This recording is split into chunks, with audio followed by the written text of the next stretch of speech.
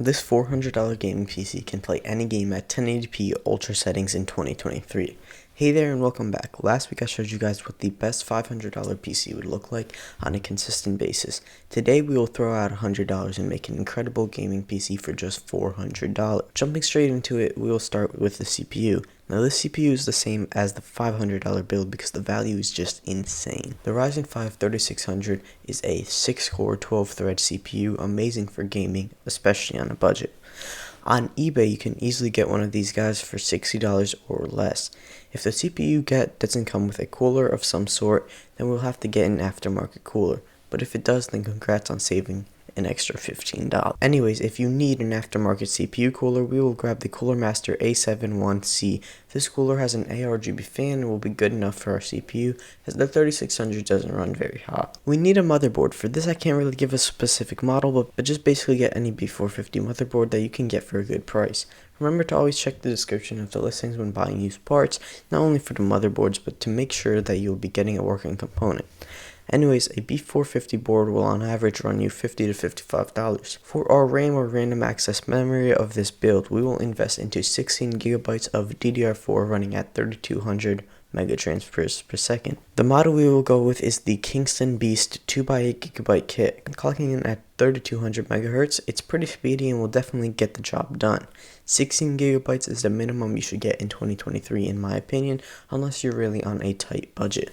Plus this is a 2x8 gigabyte kit, so we will get the benefits of using dual channel RAM, which will already boost our performance in games. Real quick before we continue, if you just take a moment to leave a like, comment, and subscribe, I'd appreciate it a ton. Now back into it. We need some storage for this build, and for that we revert to the Budget King, the trusty MP33 from Team Group. This time we'll have to settle for the 512GB one instead of our usual 1TB so that we can save a couple of bucks. However, if you have a couple extra bucks, I will definitely recommend getting that 1TB version. Juicing up the build, we have another budget champion, the Thermaltake Smart BM2 550W. This power supply has got to be the best bang for your buck PSU on the market. This PSU is consistently $55 for the 550W version of an 80 plus bronze power supply that is CRT, so it won't blow up your house, which is a bonus I guess. It's also semi-modular if you care for that. Other than that, it's nothing really special, no shifted ports, just standard power supply. Speaking of a house, your components need its own. The Aerocool Bolt-G-BK, this case is a mid-tower case that comes in at just $50.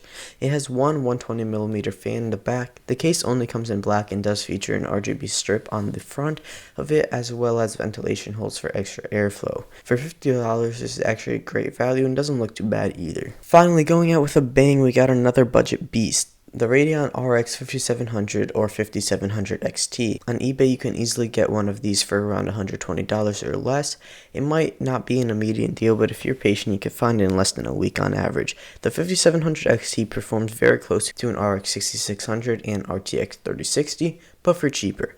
This card will play any game at 1080p ultra settings with no problem, and play games at 1440p ultra settings above 60 FPS on average. Before we take a look at the final price breakdown, let's check out some of our benchmarks for this build.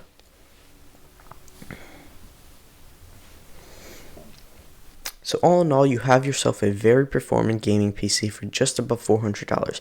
Gaming on a PC in 2023 is getting more and more affordable. Pretty soon we expect the price of the 6600 and 6600 XT to drop with the release of the 7600 XT, which is expected May 25th. Excited to see that, almost as excited as I am to see you in the next video.